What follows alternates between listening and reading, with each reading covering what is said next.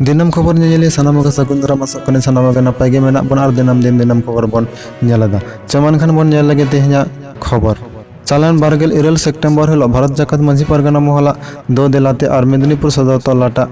कुरुमुटुते सालबुनी विधानसभा runny विधायक Shrikant Mahato गमके ठेन all तल तलाते आदिवासी एलाका रना उतनाव सावसावते आदिवासी एलाका रना ऑलग पढ़ाव सेचेद इदी कते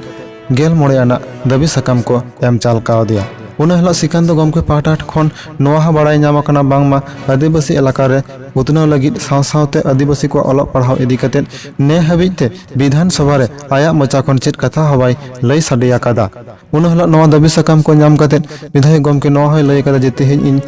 संगठन पाहटा खन जहां दाबी सकाम को एमादिया नोवा रना भित्ति तेगे तायनम दाराम इन विधानसभा रे कथा लैया आर जाते आदिवासी एलाका रना उतनावना कामी हुयो मा नोवा कुरुमुटु रेñ ताहेना उन हिलोगा नोवा प्रतिनिधिमूलक डिपुटेशन रे शहर सेटर को ताहे कना सालबुनी भोज मुलुक रेन परगना ओना साथ शहर सेटर को ताहे कना बुगड़ी बार लेखा आर पे लेखा मुलुक रेन मुलुक परगना बाबा को चेदा से नोवा पिया मुलुक के सालबुनी विधानसभा रे पड़ा खातिर नोवा पिया मुलुक रेन परगना बाबा को मिद कते सावसावते मेदिनीपुर सदर तलाट परगना बाबा शहर सेटर कते नोवा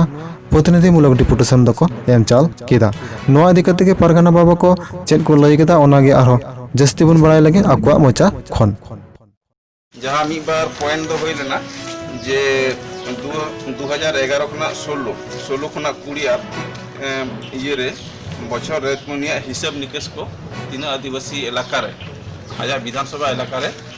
तीन गान टाका पैसा खरच कदा एवं ओका ओका करे खरच कदा निये को इदी कते तारपरे एसटी सर्टिफिकेट एटा को जहाँ बनर्जी को मुखर्जी को दास को उनका को नामदा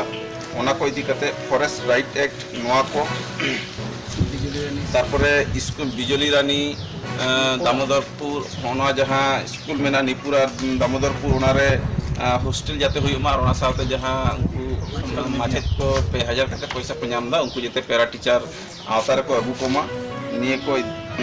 ओना को गे मोटा मोटी मेना और ओना साथे नोआ हो ले होई कना जे उनको तुड़ुक को नामदा तारपर बामड़े को उनको भाता को नामदा आदो से क्षेत्र तो अबोरेन हो जते नायकी को नाममा निये कथा हो कोई ले कना ओना को साथे आरो एटा को जूटसीट फार्म रोड टेक्नोलॉजी मोड रे ढिकीनेजा मोड रे पंडित रघुनाथ मुर्मू और ओना साथे ओना सालबुनी रे सिदु कनुआ जते मुठन हुयो मा निंकना कथा लई होई कना अच्छा नोआ को तो मनाव से कमिया मेनते ले गोटा करे चेष्टा दा तीन तीन उसरन दाड़िया मोटामुटी चेष्टा अच्छा